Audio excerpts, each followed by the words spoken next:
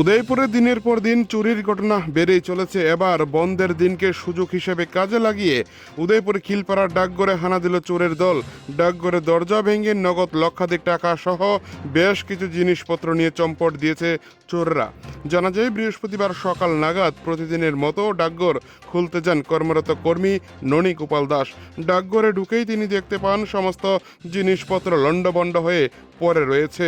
বিষয়টি বুঝতে পেরে সঙ্গে সঙ্গে উদয়পুর জামতলা এলাকার ডাকঘর অফিসে খবর দেওয়া হয়। খবর পেয়ে সংশ্লিষ্ট আধিকারিকরা ঘটনাস্থলে এসে হিসাব নিকাশ করেন। প্রাথমিকভাবে জানা যায় ডাকঘর থেকে কয়েক লক্ষাধিক টাকা সহ বেশ কিছু সামগ্রী চুরি হয়েছে। ঘটনাকে কেন্দ্র করে এলাকায় চাঞ্চল্য ছড়িয়ে পড়ে। পরবর্তীতে এই বিষয়ে উদয়পুর রাধাকিশোরপুর থানায় লিখিত অভিযোগ দায়ের করা হয়।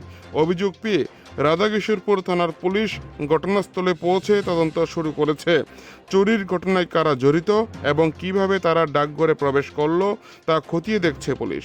এখন দেখার বিষয় তদন্তের মাধ্যমে কত দ্রুত চুরির কিনারা করতে সক্ষম হয় পুলিশ এবং চুরি যাওয়া টাকা ও সামগ্রী উদ্ধার করে অভিযুক্তদের পাকড়াও করা সম্ভব হয় কিনা। উদয়পুর থেকে নিজস্ব প্রতিনিধির রিপোর্ট, টিভি 100 বাংলা।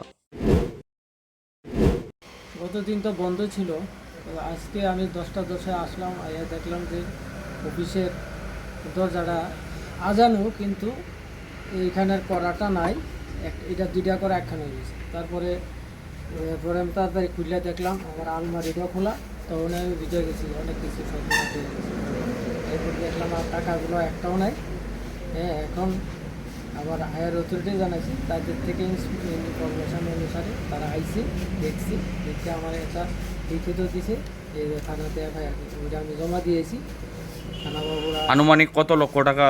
এত লক্ষ নাই, মানে ধরুন অফিস ক্যাশ ছিল 17,000 সামথিং, আর একজনের টিটি করব 50,000 এই টাকাটা, আর একজনের 20,000, আর আরেকজনের সেভিংসে জমা দিব 3,000 টাকা।